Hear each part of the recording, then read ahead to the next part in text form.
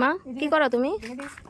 হ্যাঁ কি করো কো না মা, তুমি কি করো? কিসের জন্য? কিসের জন্য? ষষ্ঠী কালকে। ও ষষ্ঠীর জন্য। কাকে ষষ্ঠী দেবে তুমি? বৌমা ছেলে। আচ্ছা আচ্ছা, তাহলে কষ্ট করতেছো না?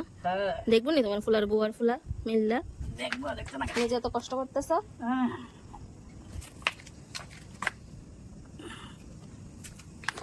তোমরা তো এতক্ষণে বুঝিয়ে গেছো যে আমি কি নিয়ে ব্লগটা আজকে হলো ষষ্ঠীর আগের দিন রাত্রে। তো প্রথমে মা তো কয়েই দিছে যে নাইলা গাছ ডাটা গাছ সব কিছু একসাথে লাগানো হয়, জানি না অনেক নিয়ম আছে যার যার নিয়ম।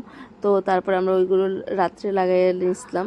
তো তারপর আমরা মর্নিংয়ে এসেরা সব কাজকর্ম সেরে দেখো গপুও মোটামুটি উঠে গেছে, এখন স্নান টান করে রেডি হয়ে গেছে। তো আমরাও স্নান টান করে রেডি হয়ে গেছি এখানে পুজোর কাজ করার জন্য, মানে আজকে তো ষষ্ঠী পুজো তার জন্য। তো আমাদের ব্লগটা কিন্তু অবশ্যই দেখো। আর আমি বলে দিচ্ছি যে আমি আমার নিজের ভাষায় ব্লগটা স্টার্ট করতেছি। তো আমার নিজের ভাষায় ব্লগটা কীরকম লাগলো সেটা অবশ্যই জানাও। এই ফার্স্ট টাইম আমি আমার নিজের ভাষায় কথা কইতেছি।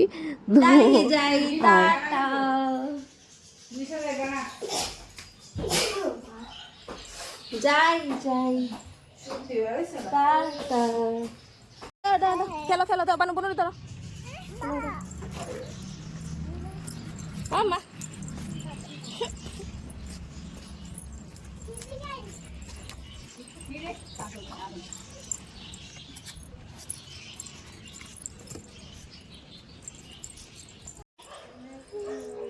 তো কাজকর্ম সেরে এখন আমরা আবার ছাদে চলে এসেছি সবাই মিলে, কারণ ওই যে রাত্রে গাছগুলো লাগিয়েছিলাম সেই গাছগুলোকে পুজো করার জন্য। তো সাথে থাকো আর দেখতে থাকো। তোমরাও কীরকমভাবে পুজো করেছো সেটা কিন্তু অবশ্যই কমেন্ট করে জানিও। সবাই যার যার আলাদা আলাদা নিয়ম থাকে। তো এটা হয়েছে আমার শ্বশুরবাড়ির নিয়ম। তো আমি অ্যাকচুয়ালি আমার মানে কোনো টাইপের নিয়মই আমার মন থাকে না, সত্যি কথা যেটা। আর আমি এত পারিও না নিয়ম করতে, তাই আমি এগুলো বেশি একটা পারি না। তো শাশুড়ি মা দেখো দাঁড়া ধরে বকতেছে যে হ্যাঁ আগের বার করছো এবারই পারো না, তো তোমরা বারবারই কেমনে করবা? তো আমি কইছি দেখো বাবা, তুমি আসো যতদিন আসো ততদিন দেখাই দিয়ে যাও, আর যখন তুমি মরে চাইবে গা তখন তুমি ভূতে এসে সামনে দাঁড়ায় থাকবা, তারপর ধাক্কা দিয়ে কইবা যে এটা এমনি করো এটা এমনি করো, কারণ সবসময় তো আমার মন থাকতো না, তুমি এসে কইবা। তো তো শাশুড়ি মা কইতেছে হ্যাঁ এসে ধাক্কা দিয়ে এসে পিঠে দিয়ে সেরকম। আমি অবশ্যই করো, ওখান তো পারতো না কিতা করবা বিয়ের পরে। আরে মইরা গিয়া এসে আমরা ধাক্কা দিয়ে সেটা কাজ শিখাই দিয়ে যায়। তো শাশুড়ি মা হাসতেছে কি করবো। তো আমরা আর পূজাটা কিরকম লাগবো সেটা কিন্তু অবশ্যই কমেন্ট করে জানাইও। তো তোমরাও কিরকম ভাবে পূজা দিচ্ছ কিনা সেটা কিন্তু কমেন্ট করে।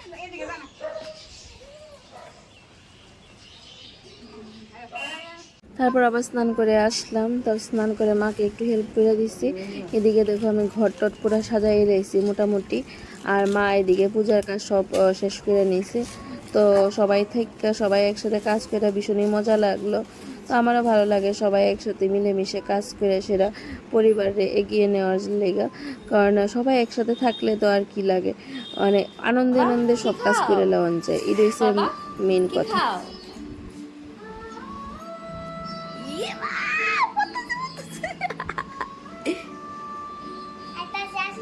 আইসক্রিম টেস্টি খাও বাবা আইসক্রিম। তুমি কি আইনা দিছো এখন? কিসমিস তার উপহারে তোমারে আইসক্রিম খাওয়ানো হইতেছে না বাবা।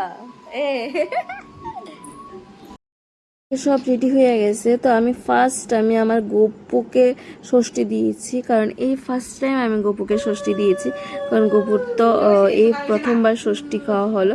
আর এই দেখো শ্রী উপরে বসে দেখছে যে মাম্মাম এগুলো কি করছে, আমাকে দিচ্ছে না গপু ভাইয়াকে দিচ্ছে। হ্যাঁ বাবা তোমাকেও দেবো আগামী বছর, কারণ এবছর তো তোমাকে দিতে পারবো না, আগামী বছর তোমার দিব। তো সবাই মিল্লা কমেন্ট করে জানায় কিন্তু তোমরাও কি গোপুরে কি ষষ্ঠী দিছো নি? আমার তো ছেলে, তার কারণে আমি গোপুরেও আমি ষষ্ঠী দিছি। অনেকে অনেক কথা কয়, অনেকে অনেক নিয়ম বানায়, বাট আমি তো আমার সন্তান দীক্ষা, যার কারণে আমি গোপু সোনাকে দিয়ে দিয়েছিলাম ষষ্ঠী। তো তোমরা কিন্তু অবশ্যই তোমরা মতামত একটু জানাও কীরকম লাগলো।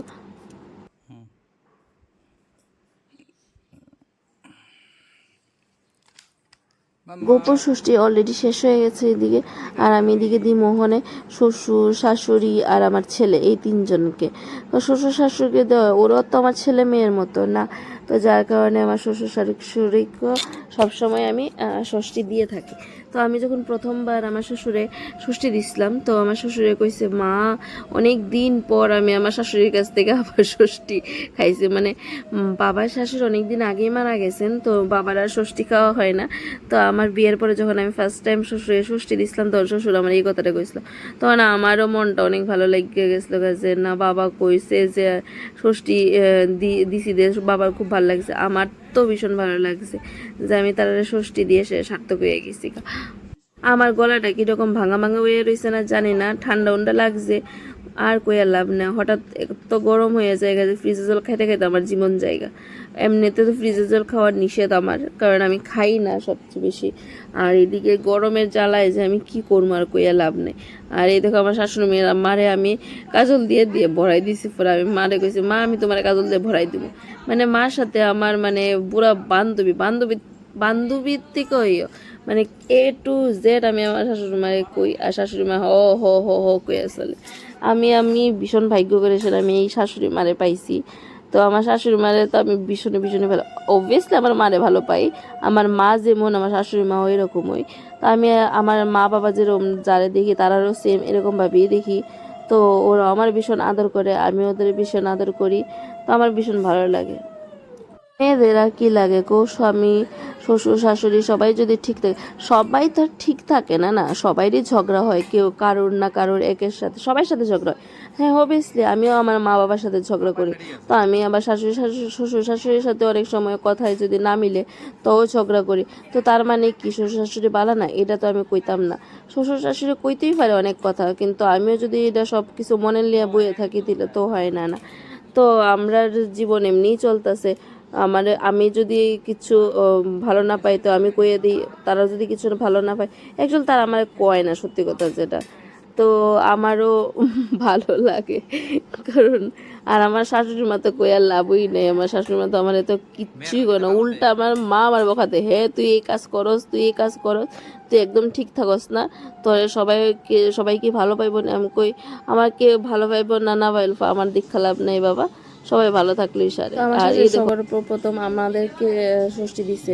আমার তো মা বিয়ের আগেও ষষ্ঠী দিছে, মা আমার এত আদর করে। মা কি তা করতেছো তুমি?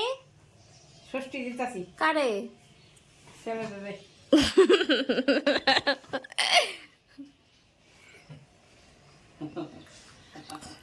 ভালোই লাগে না মা? দারুণ লাগে। আর বউরারে দিতা না, শুধু ছেলেরারে দিছ না? বউ ষষ্ঠী দিলাম আমি আগে, ও তো পরে দিলাম। যাক,